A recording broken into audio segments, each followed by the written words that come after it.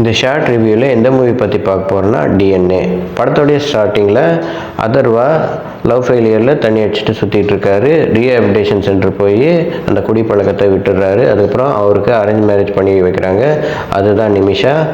அவங்களுக்கும் border line டிஸார்டர்ன்ற ஒரு குறைபாடு இருக்குது. இவங்க 2 பேருக்கும் ஒரு குழந்தை பிறக்குது. அந்த குழந்தை ஹாஸ்பிட்டல்லேருந்து மாற்றி வச்சிடுறாங்க. இப்போது அதர்வாவும் நிமிஷாவும் அந்த குழந்தைய கண்டுபிடிச்சாங்களா இல்லையா அப்படின்றதும், இவங்கக்கிட்ட இருக்கிற குழந்தை என்னாச்சு அப்படின்றதும் படத்துடைய மீதி கதை. அதர்வா ஆக்ஷன், சென்டிமெண்ட், இமோஷன் எல்லாத்துலேயுமே ரொம்ப நல்லாவே பண்ணியிருக்காரு. நிமிஷா அவங்க பங்குக்கு ஆக்டிங்கும் ஸ்க்ரீன் ப்ரெசன்ஸ்லேயும் ரொம்ப நல்லாவே பெர்ஃபார்மன்ஸ் பண்ணியிருக்காங்க. விஜய் சந்திரசேகர் நிமிஷாவுக்கு அம்மாவை நடிச்சிருக்காங்க. சேத்தன் அதர்வாவுக்கு அப்பாவை நடிச்சிருக்காரு. ரமேஷ் திலக் இந்த படத்தில் அதர்வாவுக்கு ஃப்ரெண்டாக நடிச்சிருக்காரு. பாலாஜி சக்திவேல் போலீஸ் இன்ஸ்பெக்டராக நடிச்சிருக்காரு. அதுக்கப்புறம் இந்த படத்தில் ஒரு பாட்டி நடிச்சிருக்காங்க. அவங்க பேர் என்னன்னு எனக்கு தெரியல. அவங்களும் ரொம்ப நல்லாவே பண்ணியிருக்காங்க. எல்லாருமே கொடுக்கப்பட்ட கேரக்டரை ரொம்ப நல்லாவே பண்ணியிருக்காங்க.